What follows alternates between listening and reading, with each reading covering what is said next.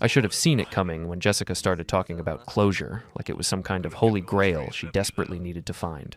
But love makes you stupid, and I was the kind of stupid that believed promises were actually meant to be kept. David, you're being paranoid, she'd say whenever I brought up her late-night texting sessions with Brandon, her ex-boyfriend from college. We're just friends now. People can be friends with their exes, you know. The thing is, I did know. I had friends who were exes too. But none of them made my fiancé smile the way Brandon's messages did. None of them made her phone light up at midnight with notifications she'd quickly swipe away when I walked into the room. I'm a software engineer at a tech startup downtown, which means I spend my days solving problems with logical solutions. When something doesn't add up, I notice. When patterns emerge that shouldn't exist, red flags start waving in my head like a NASCAR caution period. The pattern with Jessica and Brandon had been building for months. It started innocent enough, a casual mention here and there about running into him at the coffee shop near her marketing firm. Then it became regular updates about his life, his new job, his struggles with dating after their breakup 3 years ago. He's having such a hard time moving on, she'd tell me over dinner, genuine concern in her voice. I feel bad for him. He says I was the love of his life, and he's never found anyone who compares. Red flag number 1. Why was she telling me this? What reaction was she expecting? That sounds like his problem to figure out, I'd respond, trying to keep my tone neutral. Not really something you need to fix for him. She'd get that look then, the one that said I was being unreasonable, unsympathetic, maybe even a little cruel. I'm not trying to fix anything, I'm just being a friend. Is that not allowed? Red flag number 2. Turning my reasonable concern into an attack on her character. But I loved her. We'd been together for 2 years, engaged for 6 months. The wedding was planned, the venue booked, the invitations sent. Our families had already traveled from across the country. Her parents had spent a fortune on the reception at their country club. My mom had bought a dress she'd been saving for since I was in high school. So I did what men in love do when they know something's wrong but can't prove it. I convinced myself I was overreacting. Until the night everything changed. It was a Tuesday, exactly 1 week before our wedding. Jessica said she needed to run some last-minute errands, something about picking up her altered dress and grabbing a few things for the honeymoon. She kissed me goodbye at 7 p.m. and said she'd be back by 9. She walked through our apartment door at 11:30 with that same strange calm she always had after seeing Brandon.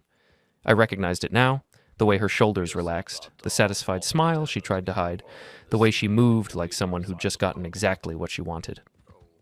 "How was the dress fitting?" I asked from the couch, where I'd been pretending to watch Netflix while actually watching the clock. "Perfect," she said, hanging her purse on the kitchen counter.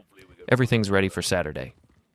She didn't have any bags with her. No dress, no honeymoon supplies, nothing that would indicate she'd actually been shopping. Red flag number 3. Lying about something so easily verifiable. I wanted to call her out right then. I wanted to ask why she'd been gone for 4.5 hours to pick up items that apparently didn't exist. But something held me back. Maybe fear, maybe the last desperate hope that I was wrong about everything. "I'm exhausted," she said, already heading toward the bedroom. "I'm going to shower and go to sleep." I stayed on the couch until I heard the water running, then I did something I'd never done before. I looked at her phone. It was sitting on the kitchen counter, face down, still buzzing with notifications. My hands shook as I picked it up. I knew her passcode. She'd given it to me months ago when we'd moved in together, back when we still believed in complete transparency. The messages were all from Brandon. "Tonight was incredible. I can't believe we're really doing this. I know you said this was the last time, but I don't want it to be. Are you sure you want to marry him? What we have is real, Jess. It always has been." And then her response, sent just 20 minutes earlier. "It has to be the last time. I'm getting married on Saturday. But I needed this. One final goodbye to put a bold period at the end of our story." My legs gave out. I sank onto one of the kitchen stools, staring at the screen, reading the messages over and over again until the words blurred together. She had slept with him, tonight, 1 week before our wedding. While I was sitting at home, trusting her, believing her lies about dress fittings and errands, the shower was still running. I could hear her humming, actually humming, like she was happy, content, at peace with what she'd done. I took screenshots of everything, every message, every heart emoji, every casual reference to their ongoing affair that had apparently been happening right under my nose for months. Then I put her phone back exactly where she'd left it and walked to my home office. I didn't sleep that night. I sat in my desk chair, staring at those screenshots, feeling like the biggest fool who'd ever lived. How many times had she lied to my face? how many errands and girls' nights and work events had actually been hookups with Brandon? By morning, I'd made my decision. I wasn't going to cancel the wedding in some dramatic confrontation. I wasn't going to give her the chance to manipulate me with tears and apologies and promises to change. I wasn't going to let her control the narrative or paint herself as the victim of my unreasonable jealousy. No, I was going to let her walk down that aisle in her white dress, in front of everyone we knew, believing she'd gotten away with it. And then I was going to tell the truth. The next morning, Jessica woke up refreshed and glowing, like someone who'd had the best night's sleep of her life. She made coffee and hummed while she scrambled eggs, completely oblivious to the fact that I now knew exactly what had put her in such a good mood. "You seem happy," I said, testing the waters. "I am happy," she replied, leaning over to kiss my forehead. "Everything's falling into place for Saturday. I feel like I can finally relax and enjoy our wedding day." The audacity was breathtaking. She'd cheated on me less than 12 hours ago, and now she was talking about enjoying our wedding day. Part of me wanted to explode right then and there, to throw the evidence in her face and watch her scramble for explanations. But I held back. I had a better plan. "That's great, honey," I said, forcing a smile. "I want you to feel completely at peace with everything." Over the next few days, I watched her like a scientist studying a fascinating specimen. She was lighter, more affectionate, more present than she'd been in months. The guilt and tension that had been eating at her was gone, replaced by this serene confidence that made my skin crawl. She'd gotten her closure. She'd had her final goodbye. Now she could marry me with a clear conscience, knowing she'd properly ended things with the love of her life. Meanwhile, I was quietly preparing for the performance of my lifetime. I reached out to the wedding photographer and videographer, explaining that I wanted to make a special speech during the ceremony and needed to make sure they captured every moment. They were thrilled. Apparently, groom speeches during the actual ceremony were becoming trendy. I contacted the sound technician at the country club and arranged to have a wireless microphone available during the ceremony. I told him I wanted to surprise Jessica with some personal words before we exchanged vows. He thought it was romantic. I even called Jessica's maid of honor, Sarah, and told her I was planning something special and needed her to make sure Jessica's phone was easily accessible during the reception. Sarah was Jessica's best friend from college and had always been suspicious of me, but even she got caught up in what she thought was going to be a romantic gesture. "Oh my God, David, that's so sweet," she gushed over the phone. "Jessica is going to cry happy tears. She's been so stressed about everything being perfect. If she only knew how perfect it was going to be." The hardest part was acting normal around Jessica's family. Her parents, Linda and Robert, had flown in from Phoenix and were staying at the country club hotel. They'd always liked me, but there was an underlying sense that their daughter was settling by marrying a middle-class software engineer instead of someone from their social circle. "David, we're so proud to have you joining our family," Linda said during the rehearsal dinner on Friday night. "Jessica seems so happy and settled. You've been good for her." I smiled and thanked her, all while knowing that in less than 24 hours, their perfect daughter's reputation would be in ruins. Brandon wasn't invited to the wedding, obviously, but I knew he'd be watching from the sidelines. Jessica had been texting him constantly all week, probably giving him play-by-play updates about the preparations. From the screenshots I'd seen, he was encouraging her to go through with the marriage while keeping their relationship alive on the side. "You can have both," one of his messages read. "Marry him for stability, keep me for passion. Lots of people do it." The man was a real piece of work. He owned a small marketing consultancy and drove a BMW he couldn't afford, the kind of guy who thought he was God's gift to women because he could quote poetry and knew which wine to order at expensive restaurants. Jessica had always described him as sophisticated and worldly, which I now understood was code for manipulative and morally bankrupt. Friday night, as Jessica and I lay in bed for the last time as an unmarried couple, she curled up against me with a contented sigh. "I love you, David," she whispered into my chest. "Tomorrow is going to be the best day of our lives." I stroked her hair and stared at the ceiling. "It's definitely going to be unforgettable," I replied. She fell asleep quickly, but I stayed awake for hours, going over my plan one more time. I'd memorized every word I was going to say. I'd practiced the timing, the tone, the pauses for maximum impact. I'd thought through every possible reaction and prepared for every contingency. Jessica thought she'd played the perfect game. She thought she'd managed to have her cake and eat it too. One last passionate night with her true love, followed by a stable marriage to the safe choice who'd never suspect a thing. She had no idea that tomorrow, in front of 200 guests, I was going to show everyone exactly what kind of woman they'd come to celebrate. Saturday morning arrived with perfect weather. Clear skies, gentle breeze, the kind of day that makes people believe in fairy tale endings. Jessica woke up early and immediately started the elaborate process of getting ready, surrounded by her bridesmaids and her mother, all of them fluttering around like excited butterflies. I got dressed at my best friend Mike's house, where I'd stayed Friday night according to tradition. Mike had been my roommate in college and was serving as my best man. He was also the only person who knew something was seriously wrong. "You sure you want to go through with this?" he asked as he helped me with my bow tie. "If you're having doubts, it's better to call it off now than to make a scene at the altar." "I'm not having doubts," I said, looking at myself in the mirror. "I'm completely certain about what I'm going to do." Mike frowned. "That doesn't sound reassuring, man. You've been acting weird all week. What's going on?" I debated whether to tell him the truth, but decided against it. Mike was a good guy, but he was also a terrible liar. If he knew what I was planning, it would show on his face, and Jessica might pick up on it. "Just pre-wedding jitters," I said. "Everything's fine." The ceremony was scheduled for 4 p.m. at the country club's outdoor pavilion. Jessica had insisted on the late afternoon timing because the lighting would be perfect for photos. She'd planned every detail meticulously: the flowers, the music, the positioning of the wedding party, even the angle of the arch where we'd exchange vows. Everything had to be perfect for her special day. I arrived at the venue at 3:30 and immediately checked with the sound technician. The wireless microphone was ready and tested.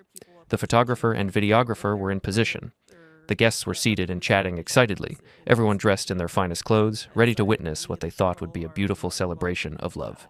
Jessica's family occupied the first 3 rows on the left side. Her parents, grandparents, aunts, and uncles, all of them successful, well-dressed people who'd known each other for decades. They were the kind of family that appeared in country club newsletters and charity event photos, the kind of people who cared deeply about appearances and social standing. My family was smaller, but no less eager. My parents had driven up from North Carolina, my sister had flown in from Seattle, and various cousins and family friends filled out our section. They were good, honest, working-class people who'd saved up to buy nice outfits for the occasion and who genuinely believed they were witnessing the start of something beautiful. At exactly 4 p.m., the music started. The bridesmaids walked down the aisle in their pale pink dresses, smiling and nodding at the guests. Sarah, the maid of honor, gave me a thumbs up as she passed, still thinking she was part of some romantic surprise I had planned. Then came the moment everyone had been waiting for. The music swelled, and Jessica appeared at the back of the aisle on her father's arm. She looked stunning, I had to admit. Her dress was elegant and perfectly fitted. Her makeup was flawless. Her smile was radiant. She walked slowly, savoring every step, making eye contact with friends and family members as she passed.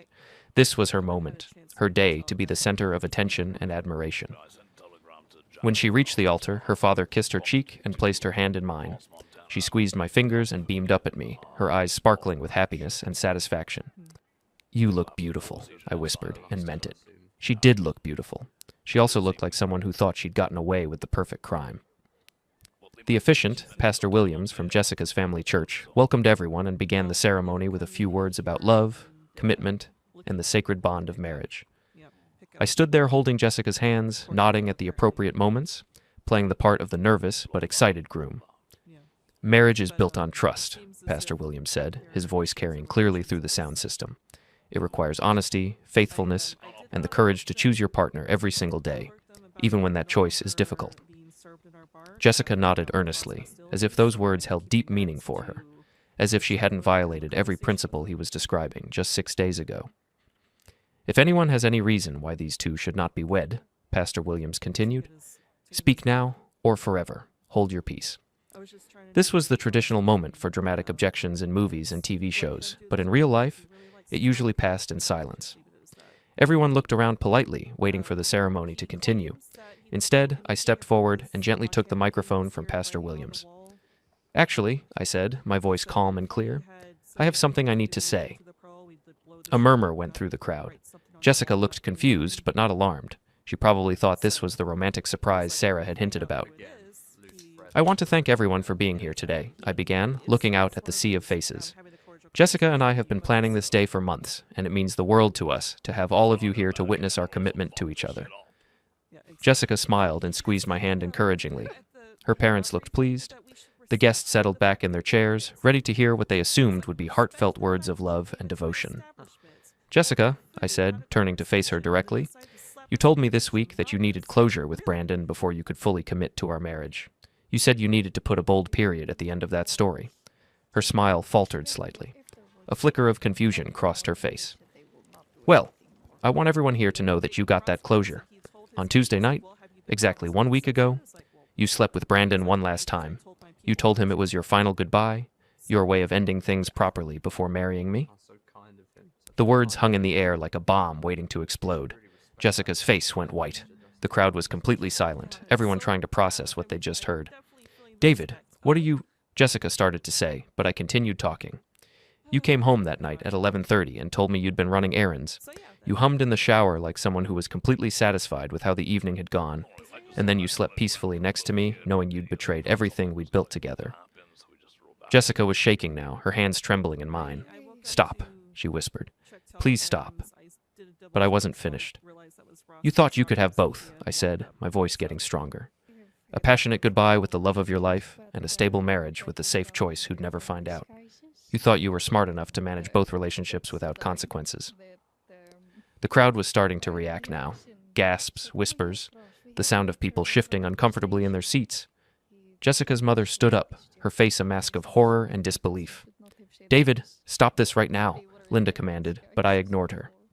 That period you put at the end of your story with Brandon, I said, looking directly into Jessica's tear-filled eyes. It wasn't the end of your past. It was the end of us. I let go of her hands and stepped back. Jessica reached for me, crying now, trying to explain. But there was nothing left to explain. Everything that needed to be said had been said. The crowd erupted. Jessica's family was on their feet, some of them shouting, others standing in stunned silence. My own family looked shocked, but not entirely surprised. They'd sensed something was off all week. I walked down the aisle and kept walking, leaving Jessica at the altar in her white dress, surrounded by the ruins of her carefully planned deception. Behind me, I could hear chaos erupting. Voices raised in anger and confusion, Jessica sobbing, her father demanding explanations. But I didn't look back. I drove straight to Mike's house, where I'd left my packed bags that morning. He found me there an hour later, sitting on his couch in my wedding tuxedo, drinking a beer and staring at the wall. Holy shit, David, he said, closing the door behind him. What the hell just happened? People are saying you accused Jessica of cheating at the altar. Please tell me that's not true. I pulled out my phone and showed him the screenshots I'd been carrying around all week. Mike's expression went from confusion to anger to disgust as he read through Jessica's messages with Brandon. Jesus Christ, he muttered. She actually wrote one final goodbye? Who talks like that? Someone who thinks they're the protagonist in their own romantic drama, I said. Someone who believes they deserve to have everything they want without consequences. Mike sat down heavily in his recliner. So you just told everyone? In front of her whole family. I told the truth, in front of everyone who came to celebrate what they thought was a commitment based on love and honesty. My phone had been buzzing nonstop since I'd left the venue. Calls and texts from family members, friends, even some of Jessica's relatives.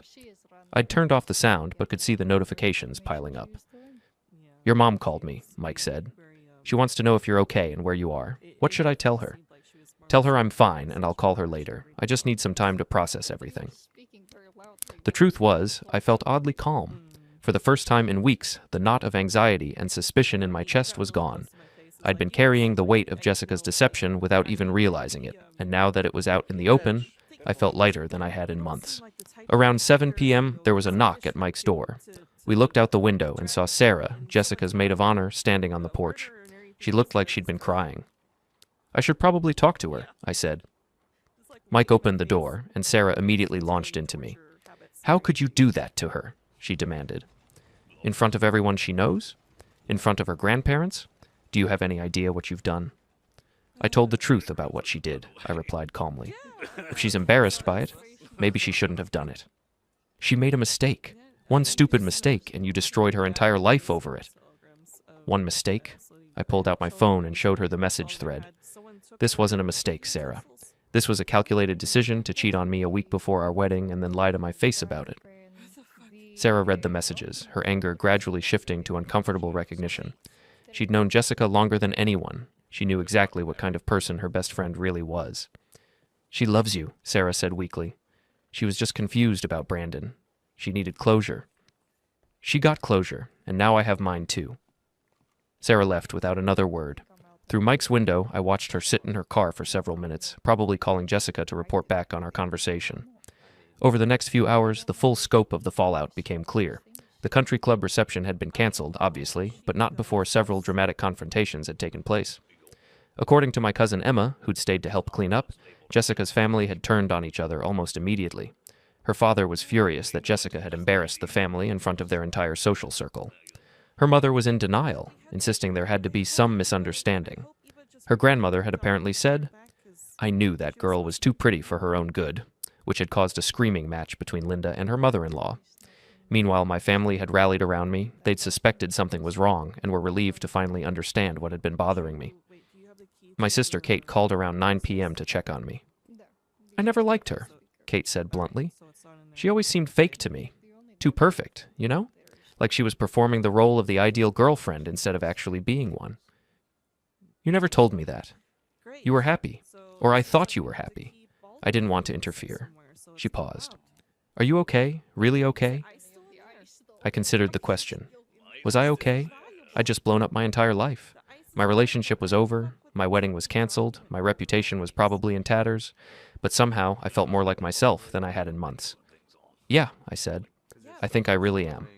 By Monday morning, the story had spread through our entire social circle like wildfire. In the age of social media, dramatic wedding disasters don't stay private for long. Someone had filmed my speech on their phone, and by Sunday night, it was making the rounds on Instagram and TikTok. I'd taken Monday off work, anticipating that I'd need time to deal with the aftermath. I was right. My phone rang constantly with calls from friends, family members, and even some of Jessica's relatives who wanted to hear my side of the story. The most interesting call came from Jessica's Aunt Patricia, her mother's sister, who'd never particularly liked Jessica. "I just wanted you to know that not everyone in the family thinks you're the villain here," Patricia said. "Jessica has always been spoiled and selfish. Linda and Robert never held her accountable for anything, and this is the result." "I appreciate that," I said, "but I'm not looking for people to take sides. I just wanted the truth to come out." "Well, it certainly did that. The whole family is in chaos. Linda is talking about suing you for emotional distress, which is ridiculous. Robert is threatening to cut Jessica off financially, and Jessica herself has locked herself in her childhood bedroom and won't come out." Part of me felt bad about that. Despite everything she'd done, I didn't take pleasure in Jessica's suffering. I'd loved her for 2 years. I'd planned to spend my life with her. Seeing her humiliated and broken wasn't satisfying. It was just necessary. Tuesday brought an unexpected visitor. I was working from home when the doorbell rang, and I opened the door to find Brandon standing on my porch. He looked nervous, but was trying to project confidence, like a man who'd convinced himself he held the moral high ground. "We need to talk," he said. "No, we don't," I replied, starting to close the door. "Wait." He put his hand on the door frame. "Look, I know you're angry, but you don't understand the whole situation. Jessica and I have history. Real history. What you two have is... It's nice, it's stable, but it's not love. Not the way she loves me." I stared at him for a moment, amazed by his audacity. "You're right," I said. "I don't understand how someone can be so delusional that they think they're the hero in the story.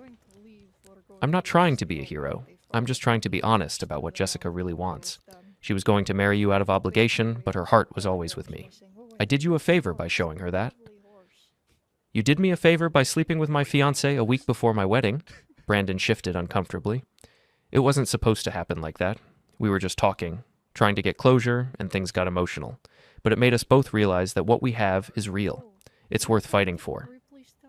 "Then why didn't she call off the wedding herself? Why was she planning to go through with marrying me while keeping you on the side?" He didn't have an answer for that. Or rather, he had an answer, but was smart enough to know it would make him look even worse. "She was confused," he said finally. "She didn't want to hurt you. So instead, she was going to lie to me for the rest of our marriage while continuing to sleep with you. That was her way of not hurting me?" Brandon's confident facade was cracking. "Look, man, I'm sorry it went down this way, but you have to see that this is better for everyone. You deserve someone who actually wants to be with you, not someone who's settling for security." "You're absolutely right," I said. "And now I'm free to find that person, thanks to you showing me exactly who Jessica really is. So thank you." I closed the door in his face and watched through the window as he stood there for a moment, clearly not having expected the conversation to go that way. He'd probably thought he could convince me to step aside gracefully, maybe even thank him for freeing Jessica to follow her heart. Instead, he'd just confirmed everything I already knew about both of them. Wednesday brought news that Jessica had finally emerged from her room and was trying to do damage control. According to Sarah, who called to update me on the situation, Jessica was telling anyone who would listen that she'd made a terrible mistake and wanted to work things out. She's saying you two can go to counseling, Sarah told me. She thinks if you just talk through everything, you can rebuild the trust. There's nothing to rebuild, I said. Trust isn't something you can fix once it's completely destroyed. It's like trying to unbreak a mirror. Even if you glue the pieces back together, you'll always see the cracks. She really does love you, David. She's always had this thing about Brandon. He's like her weakness. But she chose you. She was going to marry you. She was going to marry me while planning to keep sleeping with him. That's not choosing me, Sarah. That's using me. Sarah was quiet for a moment. What if she cuts him off completely? What if she proves that she's serious about making this work? It's too late for that. Even if I could somehow forgive what she did, how would I ever trust her again? Every time she was late coming home, every time her phone buzzed, every time she said she was going out with friends, I'd wonder if she was lying. That's not a marriage. It's a prison sentence. By Thursday, the story had reached our workplace. I'd been dreading going back to the office, but my coworkers were surprisingly supportive. Most of them had met Jessica at company events and had liked her, but they were more concerned about me than judgmental about the situation. That took guts, said Tom, one of my fellow engineers. I don't know if I would have had the balls to do what you did. It wasn't about guts, I replied. It was about self-respect. I couldn't spend the rest of my life pretending I didn't know what kind of person I'd married. My boss, Jennifer, called me into her office to check on my mental state and make sure the personal drama wouldn't affect my work performance. She was a straightforward woman in her 50s who'd been through her own divorce several years earlier. "How are you holding up?" she asked. "Better than I expected, honestly. It's weird. I thought I'd be devastated, but mostly I just feel relieved." Jennifer nodded knowingly. That's usually a sign that you made the right decision. When ending a relationship feels more like freedom than loss, it means the relationship was already over, you just hadn't admitted it yet. She was right. Looking back, I could see that Jessica and I had been drifting apart for months. The constant tension about Brandon, the arguments about boundaries, the way she'd become distant and secretive, our relationship had been dying a slow death. Her betrayal had just put it out of its misery. Friday brought the final confrontation I'd been expecting. Jessica showed up at my apartment building, somehow having convinced the doorman to let her up. When I opened my door, she looked terrible. No makeup, hair unwashed, wearing sweatpants and an old college t-shirt. This wasn't the polished, put-together woman I'd been engaged to. This was someone who'd hit rock bottom. "Please," she said before I could speak. "Just give me 5 minutes. Let me explain." Against my better judgment, I let her in. She sat on the edge of my couch like she was afraid to get comfortable, her hands twisted in her lap. "I know what I did was unforgivable," she began. "I know I have no right to ask for another chance. But I need you to understand that it didn't mean anything. It was like scratching an itch, getting something out of my system so I could be fully present in our marriage." "By cheating on me?" "By getting closure with Brandon so I could move forward with you. I thought if I slept with him one last time, I could finally let go of all those old feelings and be the wife you deserved." The logic was so twisted, so self-serving, that I almost laughed. "So you betrayed our relationship in order to save our relationship." I know how it sounds. I know it was wrong. But in my mind, I was doing it for us. I was trying to clear the slate so we could start fresh. "Jessica, listen to yourself. You're trying to convince me that cheating was an act of love, that lying to my face was for my own good. Do you hear how insane that sounds?" She started crying then, the kind of desperate tears that come when someone realizes their carefully constructed justifications aren't working. "I was scared," she sobbed. "I was scared that if I didn't get closure with Brandon, I'd always wonder what if. I thought one night with him would prove to me that what we had was just nostalgia, just old feelings that weren't real anymore. And I was right. It did prove that. Being with him made me realize that you're the one I really want to be with." "If that's true, then why were you planning to keep seeing him after our wedding?" She looked up sharply. "What? I never said that." I showed her the message thread on my phone, pointing to Brandon's texts about continuing their relationship and her responses that didn't shut down the idea. "I wasn't planning to keep seeing him," she insisted. I didn't want to hurt his feelings by being too harsh." "You were more concerned about hurting his feelings than about betraying me?" She had no answer for that because there was no good answer. Every explanation she offered just made her look worse. "I love you," she said finally. "I know I screwed up, but I love you. Doesn't that count for something?" I looked at her sitting there in my living room, this woman I'd planned to spend my life with, and felt nothing but sadness. Not anger anymore, not betrayal, just a deep sadness for what we'd lost and what we'd never really had. Jessica, if you loved me the way you claim to, you never would have done this. Love doesn't betray. Love doesn't lie. Love doesn't hedge its bets by keeping backup options available. So that's it? She asked. 2 years together, and you're just going to throw it all away over one mistake? You threw it away when you decided that sleeping with your ex was more important than honoring our commitment. I'm just refusing to pretend it didn't happen. She left after that, and I knew it was the last time I'd see her. The woman I'd fallen in love with, or thought I'd fallen in love with, had never really existed. She'd been a performance, a carefully crafted image designed to secure the stable, comfortable life Jessica wanted while keeping her options open for the passionate, dramatic love she thought she deserved. The following Monday brought a call that changed everything I thought I knew about the situation. It was from Marcus, a mutual friend who worked at the same marketing firm as Jessica. His voice was tense, like someone who'd been wrestling with a difficult decision. "David, we need to talk," he said. "There's something you need to know about Jessica and Brandon. Something that makes what happened even worse than you realize."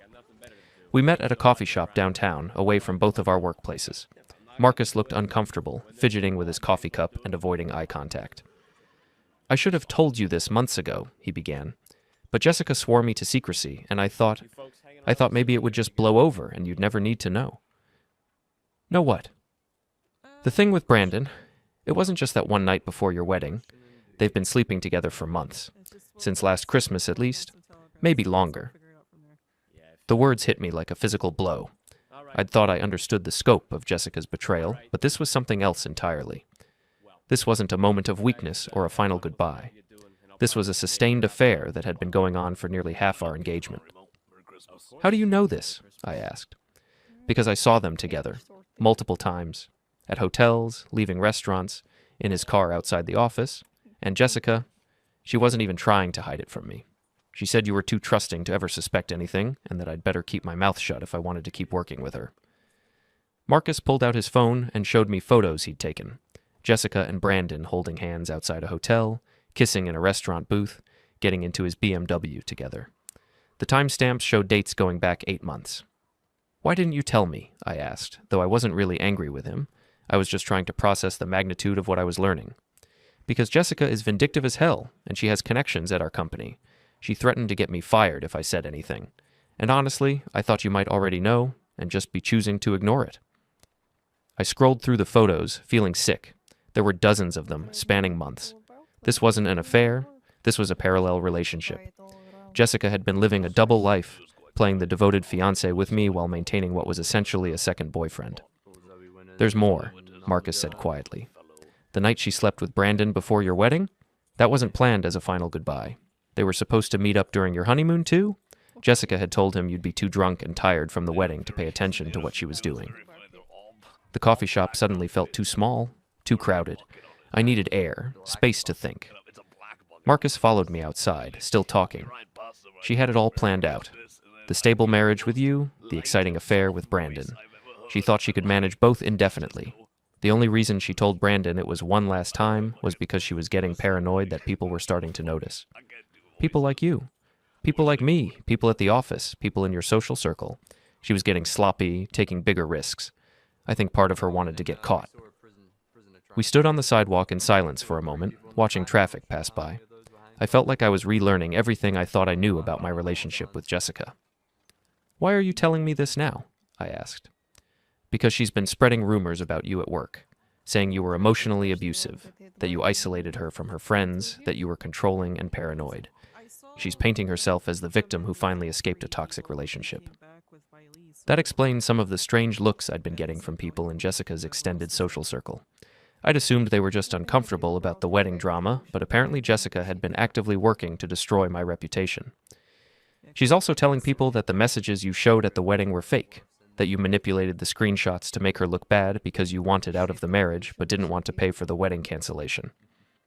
The audacity was breathtaking, but it was also classic Jessica. When caught in a lie, don't admit guilt. Create a bigger lie that makes you the victim.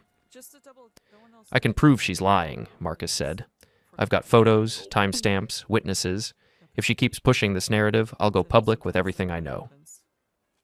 I thanked Marcus and drove home, my mind reeling.